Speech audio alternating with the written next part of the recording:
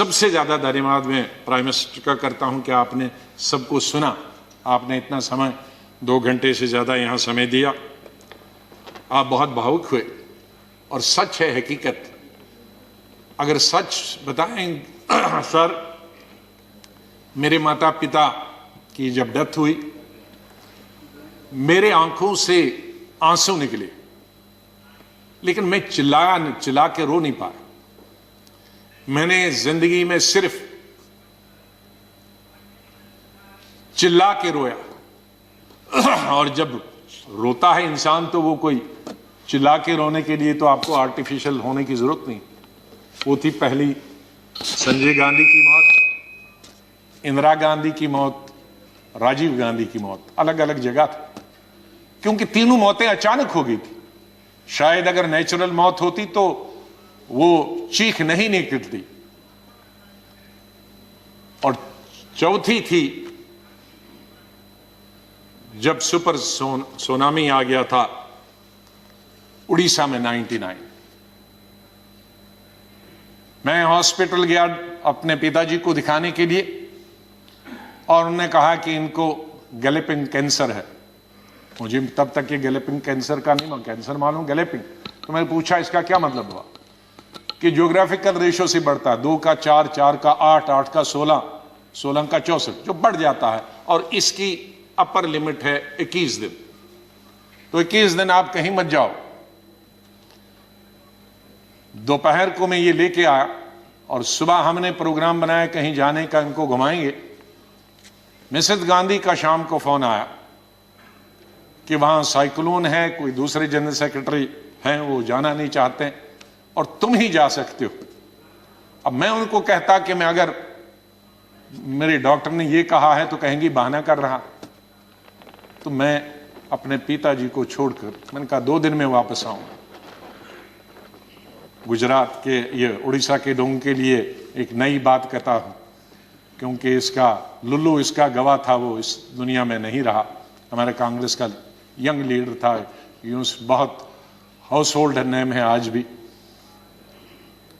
उड़ीसा जब एयरपोर्ट पे पहुंचा तो 1000 आदमी था, लड़के। तो कहा सर पैदल चलना है, क्योंकि सारे पेड़ जो हैं, शहर पानी में है और सारे पेड़ सड़कों पर, तो ये 10-12 किलोमीटर पैदल चलना। चले हम। तो सबसे बड़ा काम क्या था पहला, और मिनिस्टर कोई नहीं, चीफ मिनिस्टर भाग गए थे, मिनिस्टर भाग गए थे, कोई एडमिनिस्ट्रेशन, कोई दुकानें तोड़कर मैंने उनकी लिस्ट बनाई पुलिस की मदद से कि उनको पैसे देंगे बाद में। हमने हथियार लिए जंगल काटने के, 3 रातें और 3 दिन। और अटल जी से जाते ही मैंने फोन पे संपर्क किया, अटल जी प्राइम मिनिस्टर, कि ये स्थिति है और हम सड़क तैयार करेंगे, तब आप आइए ताकि हम वहां समंदर तक पहुंच जाएं। 3 रात और 3 दिन हम तकरीबन 1000 लड़के यूथ कांग्रेस के मैंने लगाए काटने में और सड़क। फिर पीएम को फोन किया, फिर वो हेलीकॉप्टर से आए, फिर उनसे राशन मंगाया। फिर उसके बाद मैंने सोनिया गांधी जी को कहा। तो और वहां मैं रोया जब मैंने लाशें देखी, सैकड़ों लाशें तैर रही थी। जब हम समंदर के किनारे तक पहुंचे, वहां मैं चिल्ला के रोया। वो 4थी दफा था। और 5वीं दफा जिसका उल्लेख माननीय प्रधानमंत्री जी ने किया और वो भावुक हुए। मैं 2005 में जब चीफ मिनिस्टर बना नवंबर में, और मई में जब दरबार कश्मीर में खुला, तो मेरा स्वागत गुजरात के मेरे भाइयों और बहनों की कुर्बानी से हुआ। मैं अभी 2 ही दिन पहले पहुंचा था, तो वहां स्वागत करने का मिलिटेंट का यही तरीका था कि आप हत्या करो गरीबों की तो वही स्वागत होता। उसका मतलब था कि हम हैं, इस गलतफहमी में न रहना। निषाद बाग जो कि राजभवन के साथ, वहां बस से, उस पर लिखा था गुजरात की बस, उसमें हमारे तकरीबन 40-50 गुजरात के हमारे भाई बहनें टूरिस्ट, उस पे उन्होंने ग्रेनेड लगाया और मेरे ख्याल में दर्जन से ज्यादा लोग वहीं हताहत हो गए और कई जख्मी हो गए। मैं एक फौरन तुरंत जगह पे पहुंचा, लेकिन तब तक पुलिस ने वो हटा दिया था।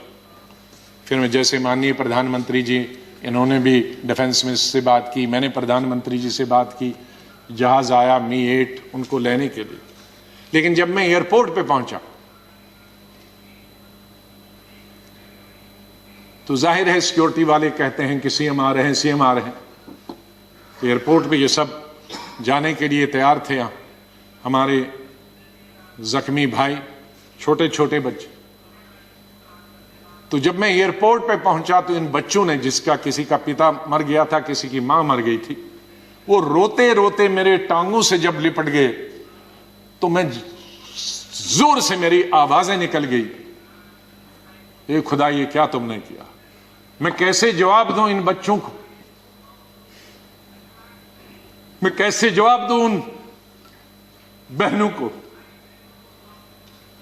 जो यहां तफरी के लिए आए थे, सैर के लिए आए थे, और आज मैं लाशें लेकर इनके हवाले कर रहा हूं उनके माता पिता की। तो ये भावुक होने की जरूरी बात है। आज हम ये अल्लाह से, भगवान से यही दुआ करते हैं कि इस देश से मिलिटेंसी खत्म हो जाए, इस देश से आतंकवाद खत्म हो जाए।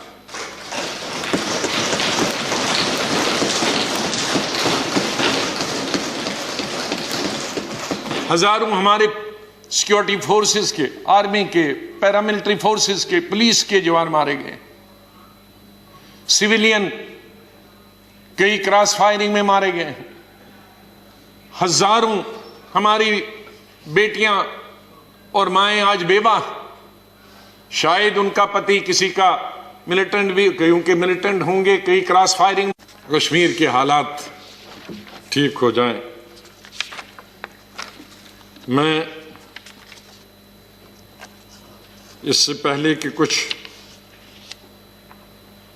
अशार बोलूं,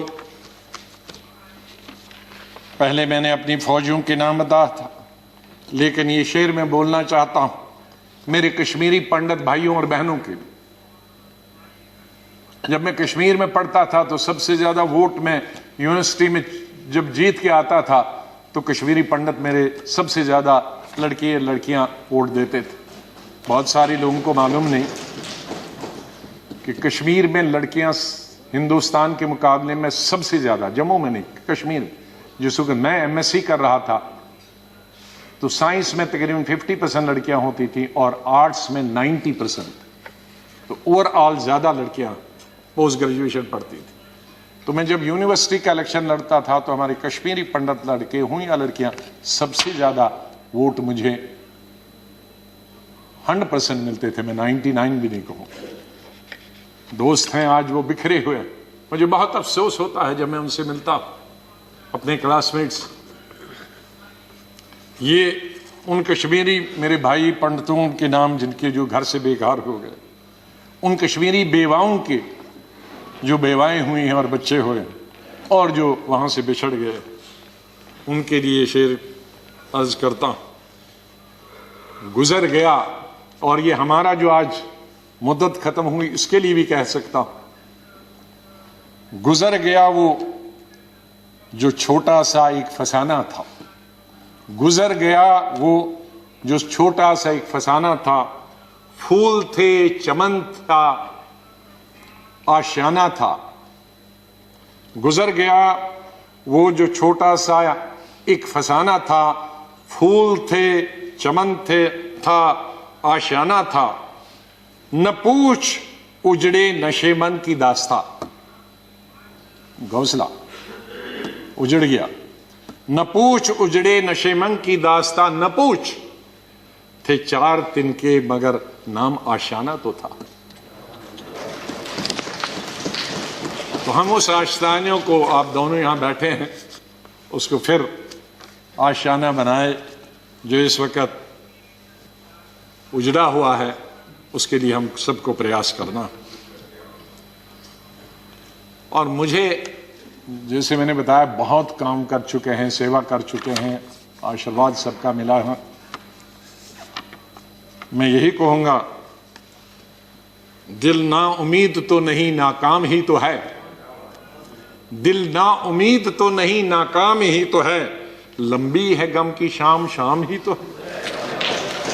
कितनी लंबी होगी, सवेरा तो आई, विंटर में जरा लंबी होती है, तो लंबी है गम की शाम मगर शाम ही तो है, सवेरा तो फिर आ जाएगा। और